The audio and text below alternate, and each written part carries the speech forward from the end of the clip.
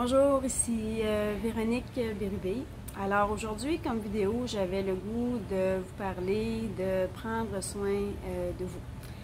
C'est sûr que présentement, je suis en voyage. C'est peut-être un petit peu plus simple, justement, quand on est parti de la maison, à l'extérieur de chez soi, sans les corvées, sans les tâches, de prendre soin de soi. Mais dans notre quotidien, c'est quelque chose qui n'est pas toujours facile.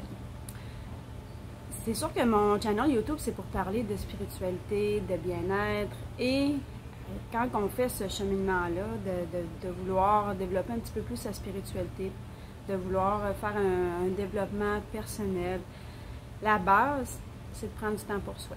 Il faut apprendre à se prioriser. Ce n'est pas de l'égoïsme, c'est de l'équilibre. Si on a du temps et de l'énergie et de l'amour à donner aux autres, on devrait avoir autant de temps et d'énergie et d'amour à se donner à soi-même.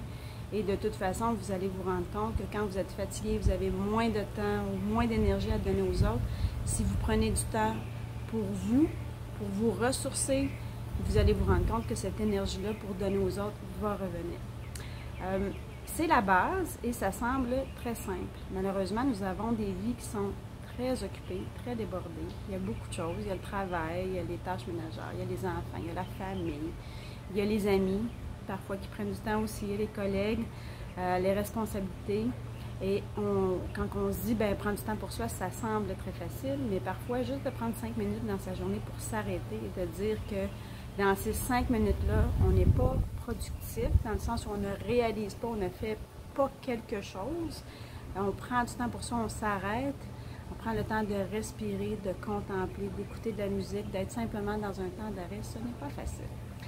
Il y a des gens pour qui ça fait longtemps que c'est commencé et ils n'ont aucun problème et aucune culpabilité à s'offrir du temps pour soi à tous les jours et même plusieurs heures, puis sans aucun problème. Et à ceux-là, je dis félicitations.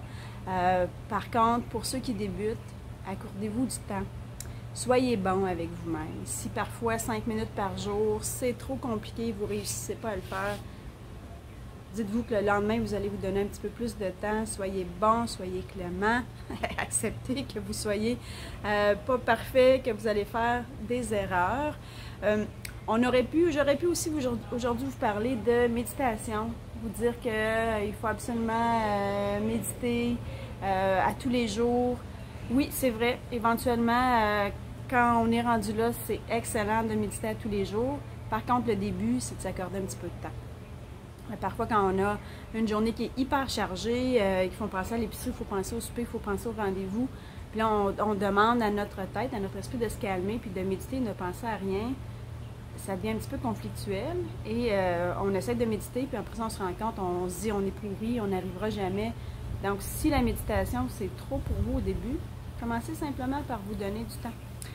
Si vous donnez du temps simplement dans un temps d'arrêt, c'est difficile. Il y a 2 bons trucs. Vous pouvez vous donner du temps d'arrêt en écoutant de la musique. Juste le fait d'écouter de la musique tout doucement, vous êtes dans une pause, vous ne faites rien. S'il y a des pensées qui viennent, c'est pas plus grave que ça. Et la deuxième façon, c'est si vous pouvez être en contemplation. Ça ne prend pas nécessairement un belvédère avec un hyper panorama. Par contre, si vous avez une belle fenêtre à la maison avec une belle vue, le soleil qui rentre, vous êtes au travail, puis dans le corridor au travail, il y a une belle vue sur la ville ou quoi que ce soit, essayez de vous prendre un petit moment pour vous. Oui, c'est un peu ça que j'avais le goût de vous dire aujourd'hui, de vous prioriser, de prendre du temps pour vous et d'essayer de le faire à tous les jours. C'est une question d'équilibre. Vous êtes la personne la plus importante de votre vie et quand vous regardez un petit peu parfois comment on peut se traiter soi-même, ça ne paraît pas toujours qu'on est la personne la plus importante de notre vie. On le sait, hein, quand on décide de s'entraîner, quand on prend des résolutions, quoi que ce soit, c'est souvent la chose qui prend le bord le plus rapidement parce qu'on se rend compte qu'on n'a pas le temps. On se dit qu'on n'a pas le temps. En fait, il y a des choix qu'on fait et il faut apprendre à se donner le temps.